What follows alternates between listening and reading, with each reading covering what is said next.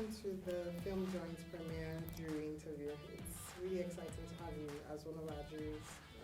What made you accept to be one of the juries? I think, I'm not sure if he's the film director, Benga.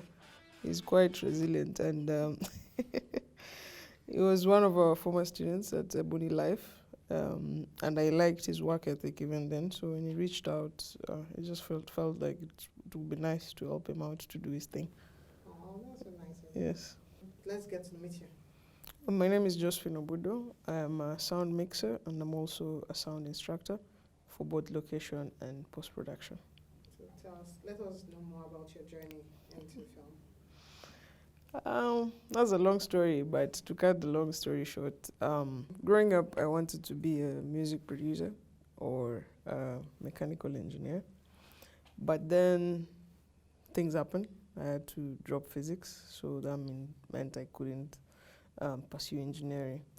So I got into film because I liked theater back in school, but I didn't really know that there was this whole world behind making of movies apart from just watching it. So when I was looking for a course to go for, since I couldn't study mechanical engineering, I went for filmmaking. So I studied filmmaking in a university in Kenya called Kenyatta University, the film department. It was quite a nice experience for 4 years, but I did bump into sound in my first year of uni. As a mistake, actually. Someone was doing a film. A final year student was doing a film. He had got a gig, and he needed a crew. So one of the people who were supposed to be on his crew was just having a conversation with the rest of us, and she asked, my friend is doing a film for this company. Who wants to do sound? And I was actually on my phone, and I said, I'll do it. Then, like 2-3 days later, she comes to me. She's like, so that job we were meeting, I'm like, which job? She's like, the thing you said you'll do. I'm like, I was joking. I didn't think it was a serious thing. So she said, no, I already told the guy that I found someone. So I knew the guy, so we had a conversation. And I was like, how am I going to do this thing? I've never really done sound for film. So fortunately, I had a friend who was a film editor. And at that time, I really didn't know that sound was just a department on its own. So I talked to my friend who kind of gave me insight because I had been on a few of his sets when he was shooting. He was using one small recorder, so I had seen him doing some stuff. So I started having conversations with him. Then we shot maybe in like 2 weeks or so. And when the film came to premiere in school, everybody loved it. It was so amazing. They were like, oh, wow, it sounds so nice. While sitting back looking at it now, I'm just like, yeah, what did these people like about this thing? But then it was a big deal then. So then someone in the audience who was a producer, he was also a final year student, said, I'll give you work. And I thought he was joking. And 1 month later, when we went for a long break, he called me. He was like, are you available? I was like, yes. He's like, come to my office. So he was commissioning a TV series. So they were supposed to do 8-day shoot before the executive producer could be able to roll out the finance for it. So there I was on set with people who've worked in the industry for 10, 15, 20 years as a young sound mixer. So yeah, we shot that. Again, looking back, it wasn't the greatest thing that I've ever done, but it was an experience. And the person we had the kit from kind of talked me through the equipment. YouTube wasn't big on film tutorials then, so I was just there reading some manual. I had my project to submit. It was just chaotic. But I went on the job. I made my first big money at 19 years, and I was like, wow, okay, so this is just 8 days work. I remember going home, putting the money on the table and telling my mom, this is 1 week's pay. And my mom was like, yeah? What were you doing? So all of us were just shocked. We didn't know, because then you knew film is journalism, it's TV and all those things. So it's not like the money was the enticing thing, it was just part of it. It was just like, so there's this new world that I haven't really experienced. And then there's also, it comes with with the money as well. So I was like, it's not too far from music production, so why not? So then, after doing those 2 jobs, I was kind of the go-to person for everyone doing a short film in school, sound-wise. So I kind of just got locked into sound.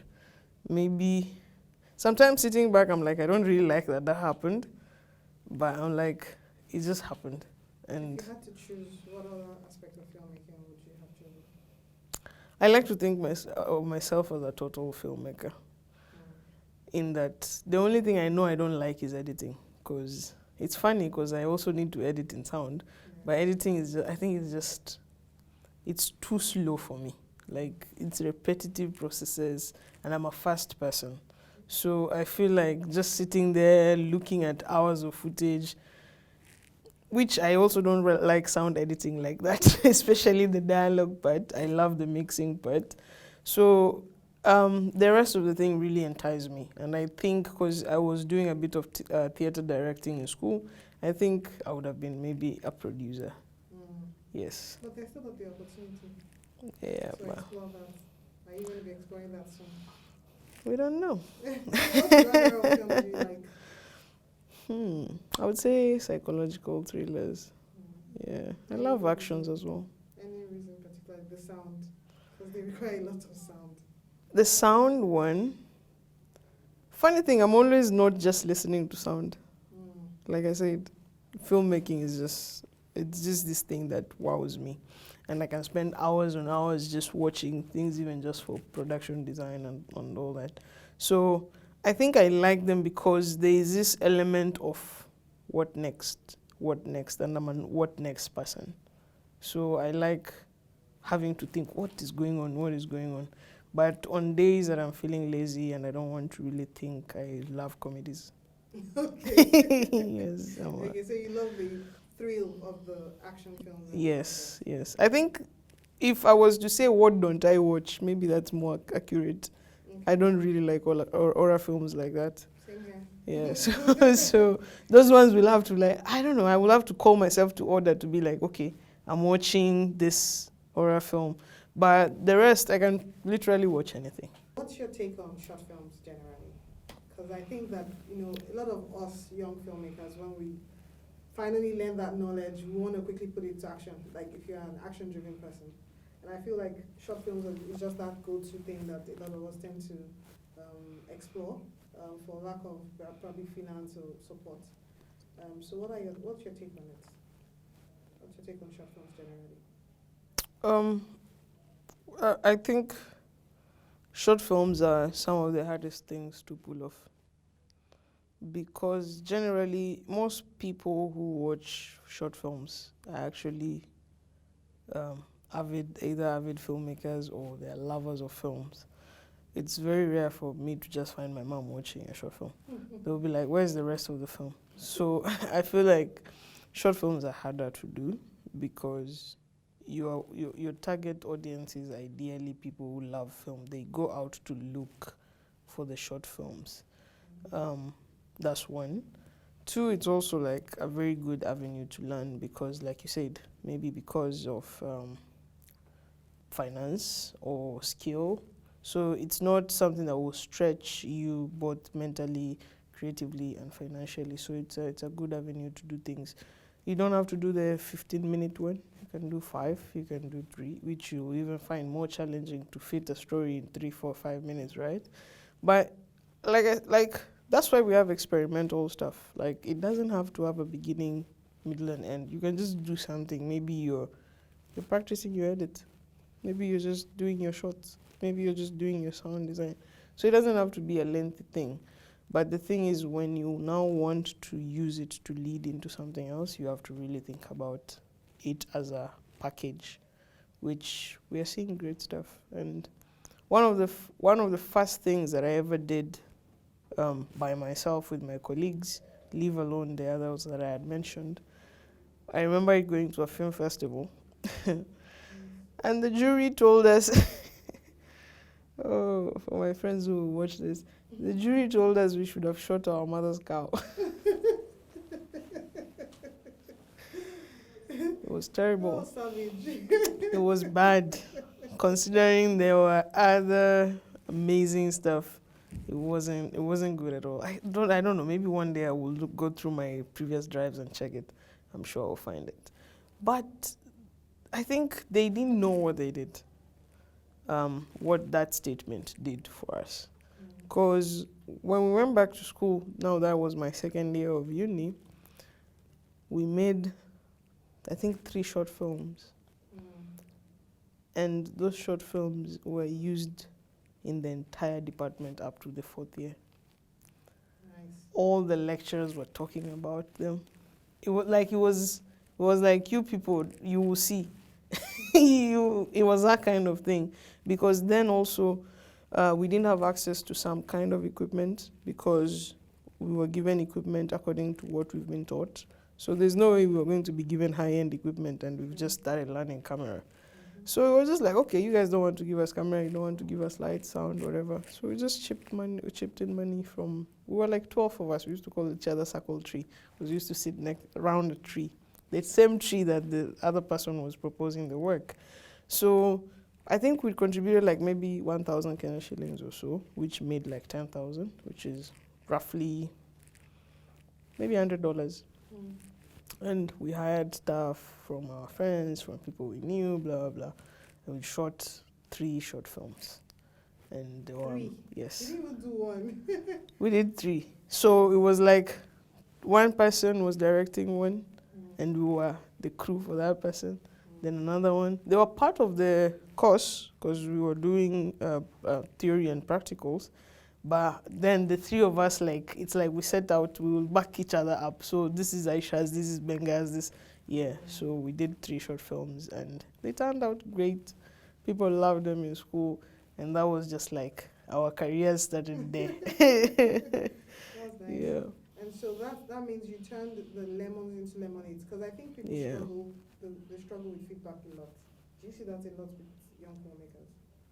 A lot, not just with young filmmakers. I think it's just a human thing. For instance, I try to hide my feedback behind humor, so it's not like I'm attacking you, because we are fragile as human beings, and even we are more fragile in the times we live in. So. In my other life, probably I would have been a psychologist. So I like to read people. And I've established that people don't like harsh words. I can be very harsh. But when you want the person to pick up something, it's better to say it with love. So it's not like you're babying people, but it's just, it will be nicer for them to hear it from a point of love as opposed to Josephine doesn't like my thing. So we struggle with feedback. But that doesn't mean that everybody that gives you feedback, they're giving you for the wrong reasons. It's just that we're in a time where when you put your stuff out, for example, and someone will say, this Aisha's film is no good, Aisha will ask you, what have you done? Instead of exactly picking the note, this story doesn't really make sense. How many things have you shot? Do you get? And we have a lot of that. People never see it as just, I'm an audience. I like what you've done, I don't like what you've done, and I don't like this. So I'm not saying you should do it for me, I'm just saying this doesn't work for me. So it's for you to take it or not. So there are people who do it, yes, for malicious reasons, but there are people who actually do it because they're giving you honest feedback. Whether they like you or not, that's their honest feedback. They like the film or not, so you take it or leave it. So when what were your expectations when you were going to get the 10 films? Like, did you have any expectations? Because I've heard some people say, they had no expectations, but yeah, what were your expectations generally? And did we meet up to that? So, I think this is like maybe the 4th time I'm doing jury for a film festival. And I think the first time shaped my views on film festivals in general, because I was very young when I did the first one. But being in the room, because that one we were watching it with everybody, so there were from people different departments. So as we were watching, I noticed what I am looking at is not actually what these people are looking at. And what they are picking up is not what I am picking up. So you come in thinking, Filmjoint is this small festival. They'll probably have random short films, fun short films. Or you come in thinking, I've seen how Benga has gone through this process. I'm waiting to see what films are there. But based off on what we've been continually seeing, art is growing. Even vlogs are getting better. So I was really like excited to see what's coming. What's coming. I just didn't like that the process was long. Sorry.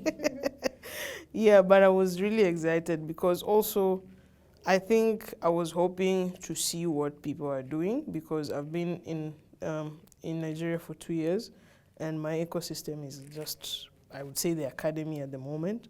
So just stepping out of it and being like, okay, so this is happening out there. People are seeing stories differently from me. Yeah. So did we meet up to expectations? I think you did. I think you did. I watched the films over maybe 3 nights. I think 3 nights. I watched maybe 3, 4. Yeah, and the first one I watched, I was just like, this is gonna be a long one. Because the movie was a bit long. Like, the story was nice, but I was just like, this should have been 10 minutes.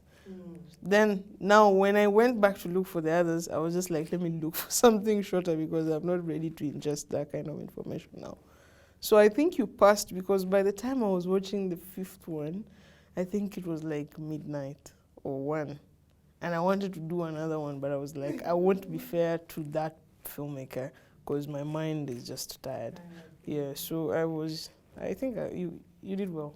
Yay. You did well. Okay, so we made it, guys. We succeeded.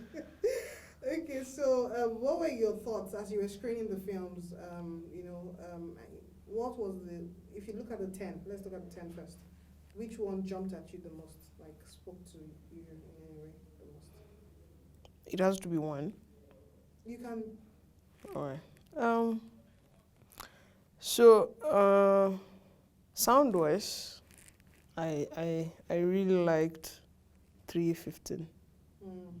Yes, sound-wise, I loved it because very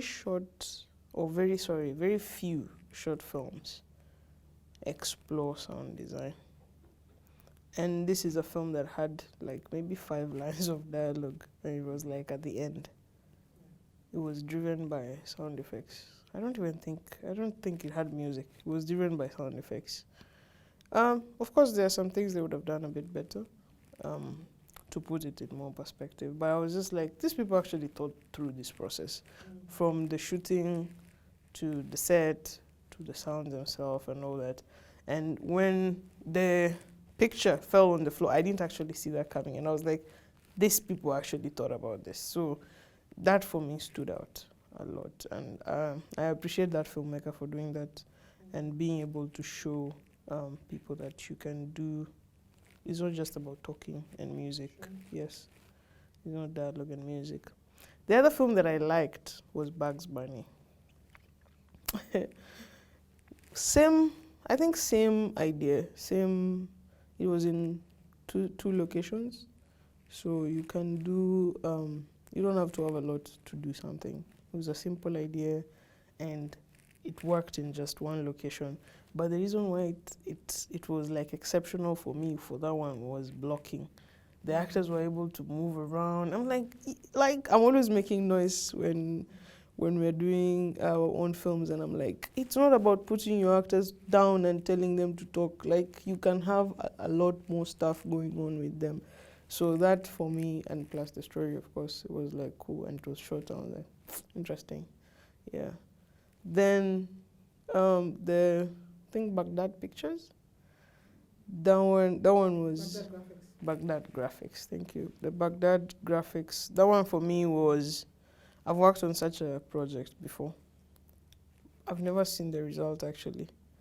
So every time I was seeing it, I was thinking about that project because it was about a painter who was displaced from South Sudan when the war broke out in 2016. And the filmmaker was from New York Film School. He was doing his final project So he came to Kenya and he was shooting the guy, narrating the story of the war. And the guy would paint, would go to his house, would be painting as in narrating the story. Then it happened that 2 years later, was it 2 years or 3 years later, I traveled to South Sudan for another project. But where I was staying, or where the main project was happening, where we were actually shooting, the street outside is the street the guy was drawing. And I could see the bullet holes on the walls. I remember him saying bodies were lying there were many bodies on the road. And then these guys were telling the story. They were saying how people were dead. And I was like, oh, this was... So it's like I saw this before I had the story. And then now watching Baghdad pictures, I was just like, man, people actually go through some... Yeah, so for me, that was like something I've done but I've never seen. So it was like the result for me. So I was, yeah. And if there were other things, like if you were to look at the top 5, so let me just run through the top 5. If Not Freedom, Traffic Me, Baghdad Graphics, Bugs Bunny, 3:15 a.m. Which other one, because you really talked about Baghdad Graphics, which other one did you like that had some elements that you think? I think If Not Freedom is a beautiful way to tell a story. Yeah, it was just beautiful in how it was told. And I think it also didn't have that dialogue. We couldn't hear the dialogue, yes. So at first I struggled. And then I was like, this is actually nice. And the shots were beautiful. The cinematography was really nice. The story was really amazing. So I think that was a very nice way of telling a story. I just think it was a bit long. That was my only issue with it. You did not pick any of our Nigerian films. I did. I liked Traffic Me. I liked my mom Nashao a lot, because the boy in that film was just amazing. Like, when he stood up and said, what was the line? Please remind me. My mama Nashao. So when he stood up in class and he said, my mama Nashao, and everybody laughed, I was just like, the strength it takes for someone to say this. And then there are people who actually, their moms, that's the job they do. And he wasn't ashamed of saying it. And even his acting was just beautiful from beginning to end. And I was just like, we shy away from things. We really want to quote stuff, tell beautiful stories. Sure. Well, we have stories that we could tell beautifully. So I really liked that. Traffic Me was one of those things that took me back to when I was doing cinema studies and seeing people shooting stuff the way I just used to read about them. So it was like a different perspective of storytelling, and I was like, oh, this is amazing. And you keep, I don't remember what the theory behind it is, but you keep wondering, I want to see the person with the camera, I want to see the person with the camera. Yeah, so that was really, really good. I think I was just having the time of my life watching all the 10 films, because I also like the Ghanaian film. I can't remember the name. I loved The Imposter. I've worked with the DP of The Imposter. I think the lighting was beautiful. It's just like people are doing things, and I'm like, wow, wow. This is just what is here. So what more is outside there?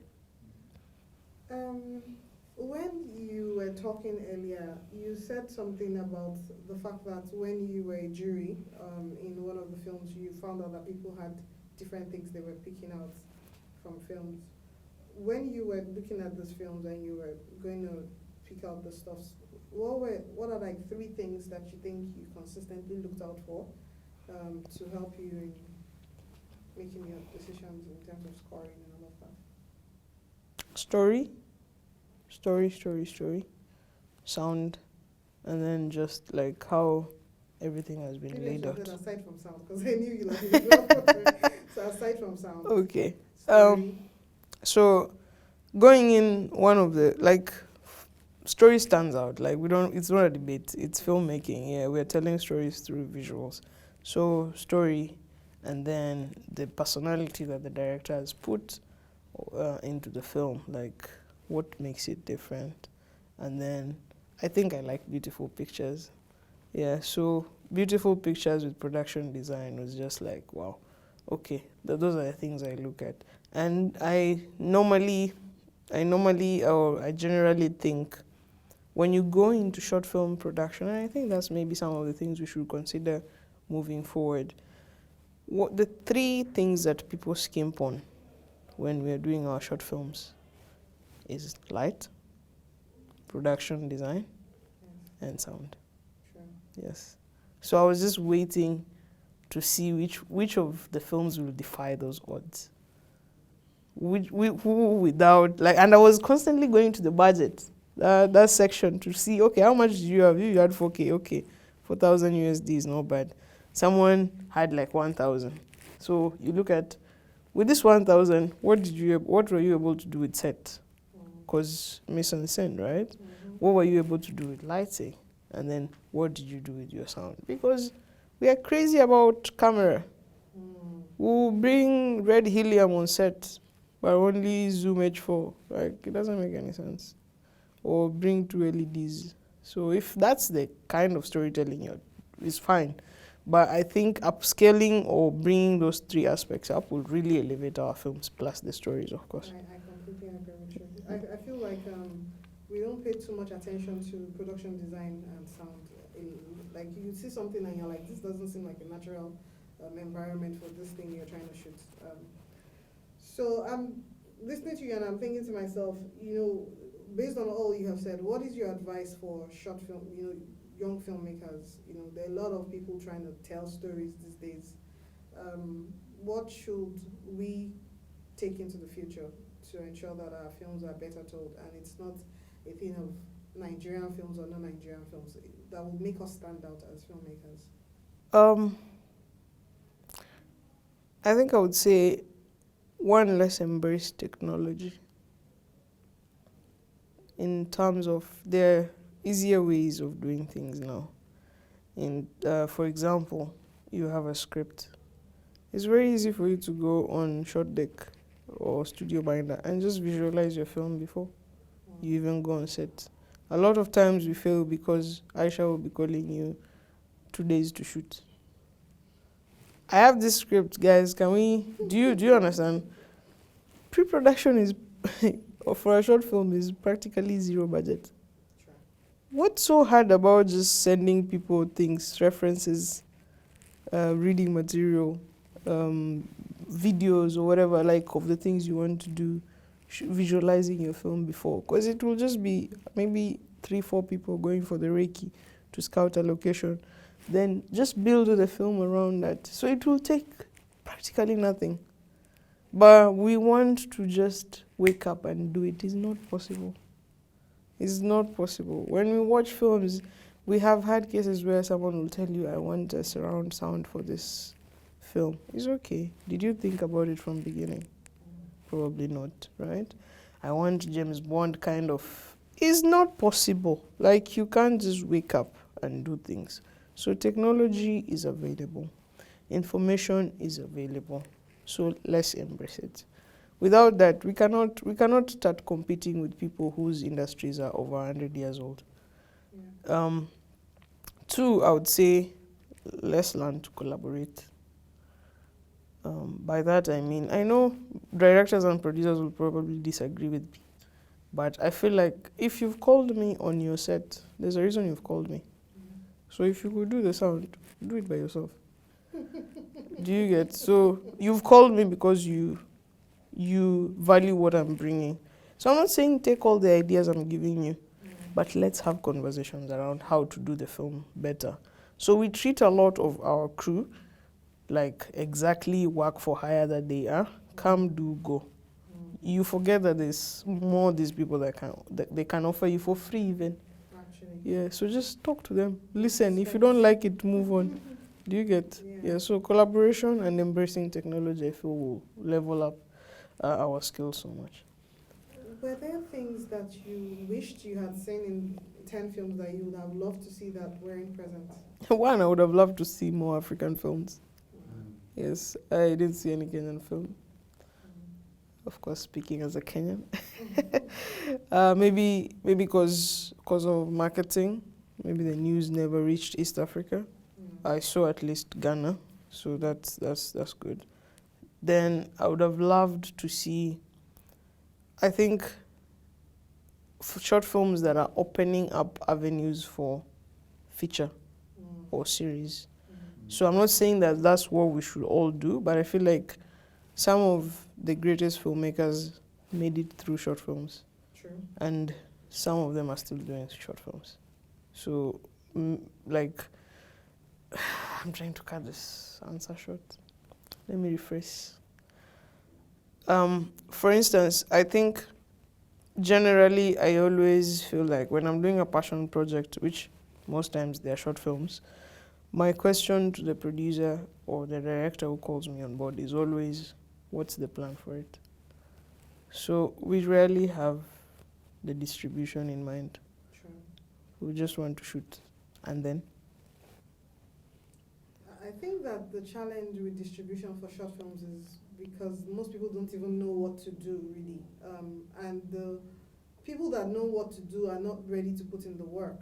Hence why we are looking to put in the work so that everybody else can climb on our backs to, it just goes back to the collaboration you talked about. Maybe now this might not be part of the interview, but this is what I would say. Nobody goes out saying, I want this film to be on the hard drive, right? I mentioned collaboration, I mentioned technology. How many short films do you know that are on, for instance, IMDb?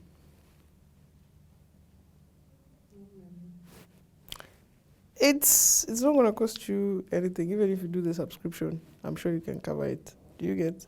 How many short films do you see have engaged people in conversations? What is something that you would like to leave behind, like, of your work? What would you want to be remembered by, either from the filmmaking perspective or generally? The reality is you can always reinvent yourself. Who knows, maybe I won't be doing film 10 years from now. Maybe I will, right? I didn't know. Right now, I'll be working full-time as an instructor.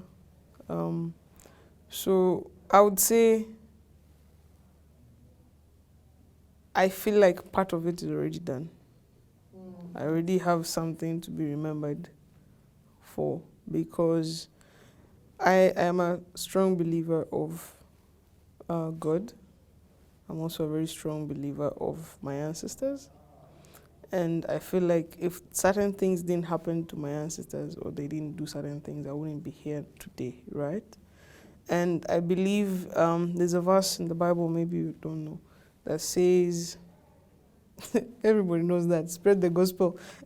So in the spread the gospel, I always make fun, or I've been recently making fun, maybe 2 months, and saying, if I died today and God asks me, the gift I gave you, what did you do with it? I would say, you said we should spread the gospel.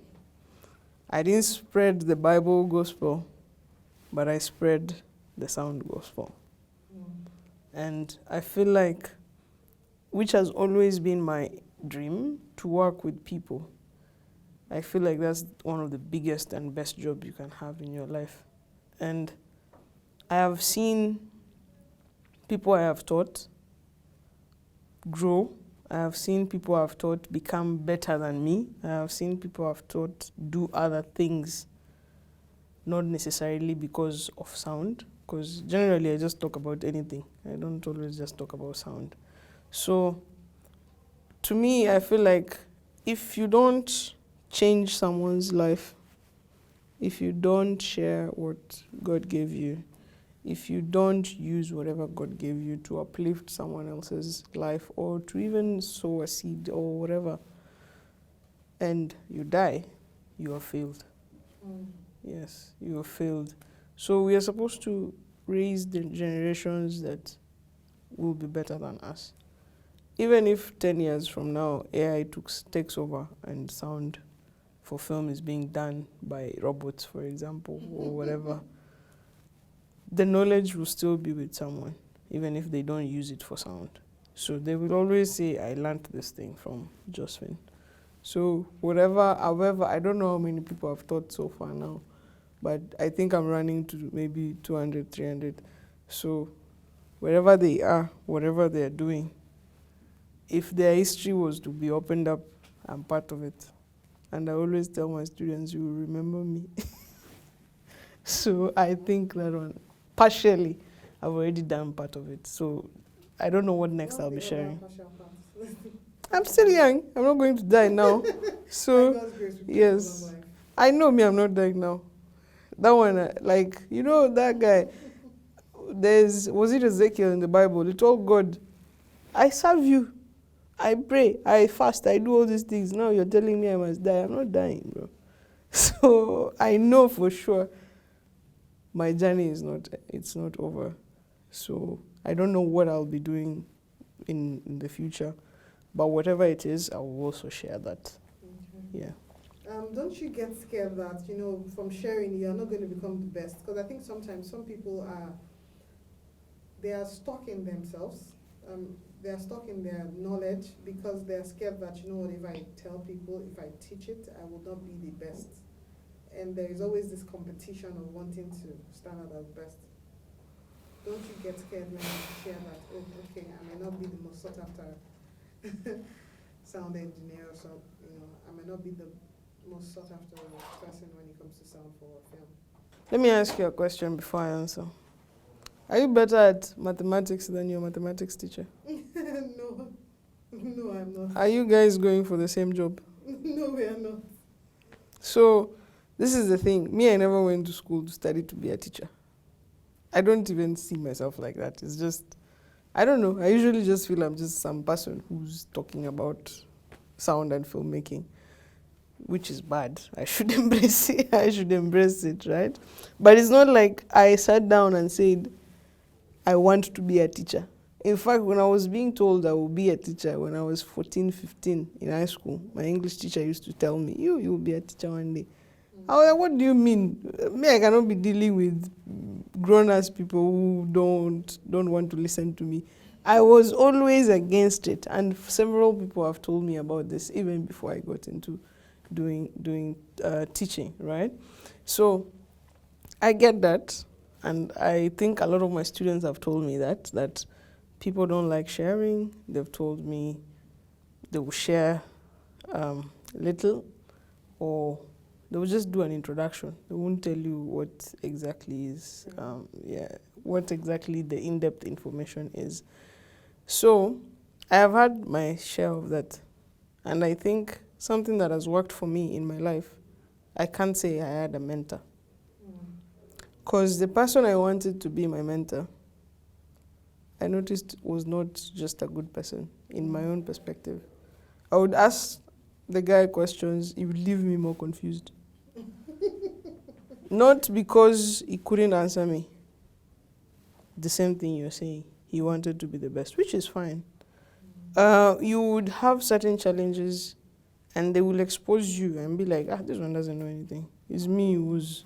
Do you get? So the moment I picked up on that energy, I walked away. I didn't know what was going to be next, of course, because we are in an industry where people are constantly asking you, who do you work for? Who have you worked with? So it worked against me for a couple of years. And then things just fell into place, because that now pushed me, because I knew I don't have a godfather. Nobody in my family does filmmaking. So it was my work that was going to get me in. So I think that also already like pushed me to be like, you're by yourself, bro. Like, figure it out. So right now, if I sit here and say I'm not gonna tell you everything, I'm fooling myself. Because I think the time I started teaching, I realized I was learning more than my students. True. And sometimes I would explain things and clap for myself in my head. I'm like, wow, I know that, right? Then they start doing it, and I'm one person who would gladly tell you, talk to so-and-so to explain it to you. If I see now they know it better than me. So I like to believe your clients are not my clients. Assuming You have 5 years experience in film. I have 12 years experience in film. Ideally, we are not aiming for the same people. We might, but ideally we are not. So if I teach you, how am I expecting you to get in if I don't want you to get in? Why am I teaching you? You get? So I think it's a personal thing, and I don't think I'm scared. Maybe I have had the feeling, but I don't think I am scared of my students being better than me, because they should be better than me. That's amazing. Yeah, That's amazing to hear. than me. Just give us 3 pointers that you want us to go with. Like, so anyone listening to the interview saying, okay, you're a young filmmaker and you need advice on how to make it big in life and in filmmaking. What are these 3 things? That's hard. Can I say that I've made it in life? You have to make sense. One, just believe in yourself. I always say, even if you're wrong, say it with your chest. Nobody knows. Unless they know. What you're doing. Exactly. But if you're talking to generally, if you speak with confidence, and that's why motivational speakers are making money. Just say it with confidence and believe in yourself. Then you will pick up the things you don't know. You will go back to your house and look at it and find solutions for them, right? So that's one, believe in yourself, because if you don't believe in yourself, nobody else can believe in yourself. In you, rather. 2, I know we say your network, your Network is your net worth. your network is your net worth. I'm kind of an introvert, so I wouldn't say I have like the biggest social capital, but I feel like in every space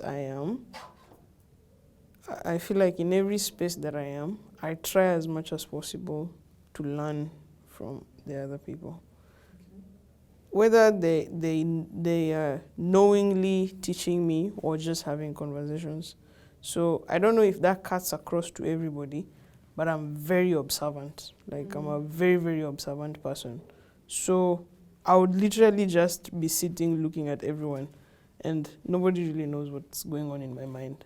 But I'm trying to either listen to you or just pick out your habits, and I am barely ever wrong when I conclude and say Aisha is this and this.